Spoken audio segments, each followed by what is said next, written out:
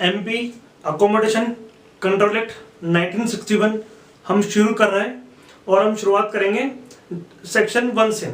Section 1 अक्सर हमें देखने को मिलता है शॉर्ट टाइटल एक्सटेंड और कमेंसमेंट की ही बात करता है। तो हम देखते हैं short title MP accommodation control act 1961। Next enactment section 1 का पार्ट नहीं है, लेकिन अक्सर हम इसको कमेंसमेंट के साथ पढ़ते हैं, इसलिए मैंने इसको सेक्शन 1 में ही इंक्लूड कर दिया है।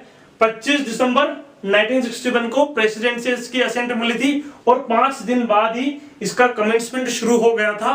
तो आप इसको ध्यान रख सकते हैं कि बहुत कम ड्यूरेशन था इसके इनेक्टमेंट का और कमेंसमेंट का। बाकी एक्ट में अक्सर हम इसको 2, 3, 4, 6 महीने का एक डिफरेंस देखते हैं। और लास्ट है एक्सटेंड।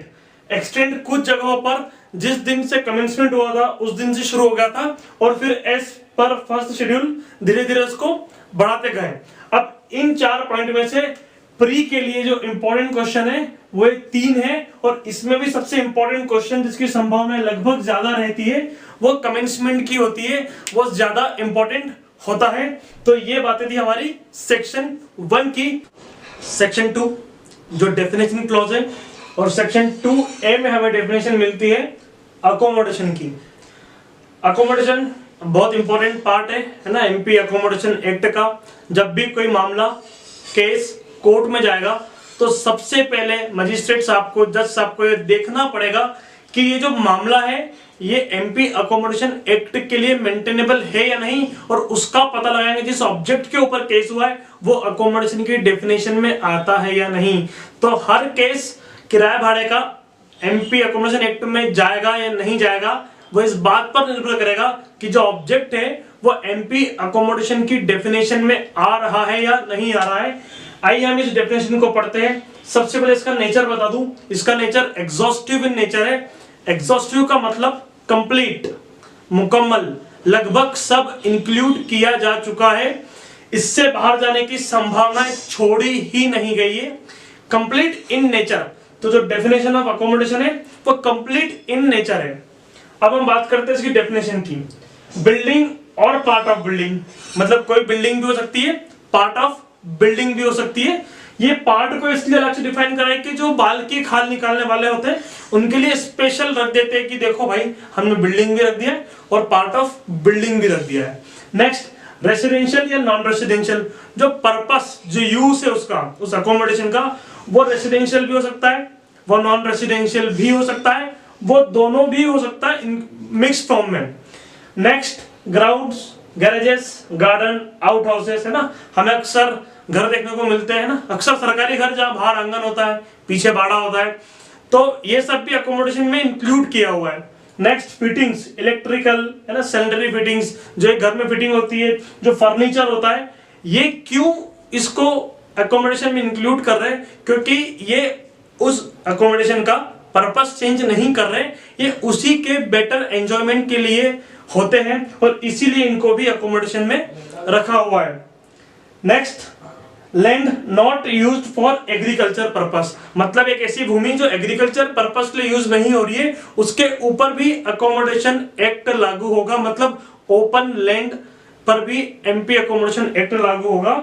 ओपन लैंड हम समझ सकते हैं कि अगर कोई किसी के पास बड़ा प्लॉट खाली है जो डाइवर्टेड फॉर्म में है, तो अगर वो उसको किराए पर देना चाहे तो उसको दे सकता है। तो land not used for agriculture purpose will be include in MP accommodation, और इसके जो मामले होंगे वो एमपी अकोमोडेशन एक्ट के अंदर गवर्न होंगे, लेकिन जो एग्रीकल्चर लैंड होगा वो एमपी एलआरसी से गवर्न होगा।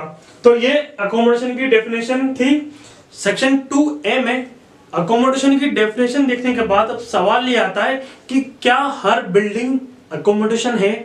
क्या हर 4 दीवारी जिसके 2 पंखे हो, जिसकी 4 लाइट हो, जिसके बाहर ग्राउंड हो, क्या वो अकोमोडेशन कहलाएगा या नहीं?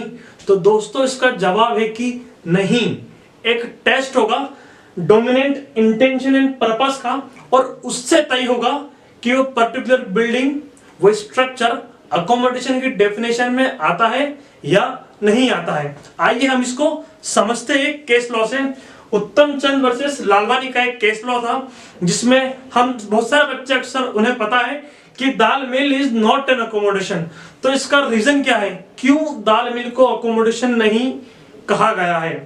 तो देखिए मैं एक स्ट्रक्चर बनाया है मैंने, मान लो ये पूरी बिल्डिंग है और इसमें जो बीच में पूरा दाल मिल की जो मशीनरी रखी हुई है, 80% पार्ट जिसका मशीनरी है फॉर एग्जांपल और 20% अदर।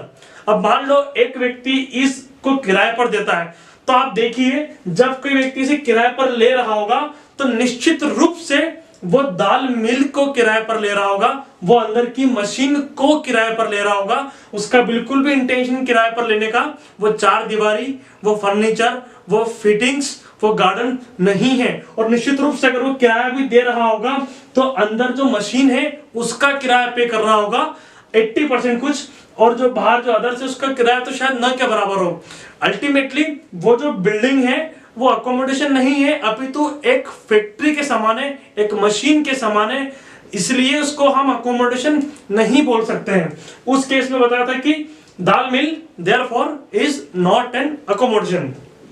अब ऐसा ही एक और एग्जांपल समझ लीजिए, मान लो कोई थिएटर है और अगर कोई व्यक्ति किसी को किराए पर थिएटर देता है तो सवाल ये कि क्या वो थिएटर अकोमोडेशन है, तो नहीं, क्योंकि थिएटर में माना एसी है, माना कुर्सियां है, माना सारे फिटिंग्स वगैरह है, लेकिन उस व्यक्ति का उद्देश्य एक बिल्डिंग को देना नहीं अपितु अंदर के पूरे सिस्टम को देना है। उस पूरे सिस्टम को देने का जो इंटेंशन होता है, इसलिए वो उसको अकोमोडेशन से बाहर करता है। लेकिन अगर किसी व्यक्ति ने खाली बिल्डिंग दी है इस इंटेंशन से या इस जानकारी के होते हुए कि फ्यूचर में उसे सिनेमा हॉल या थिएटर बनाया जाएगा, तो डेफिनेटली आज की तारीख में वो अकोमोडेशन में है और इसलिए उस पर अकोमोडेशन एक्ट लागू होगा। चूंकि पर्पस जो था वो आज का था, आपने बिल्डिंग दी है, आपने अंदर की मशीनरी नहीं दी है, वो बाद में उसकी मर्जी वो लगाए।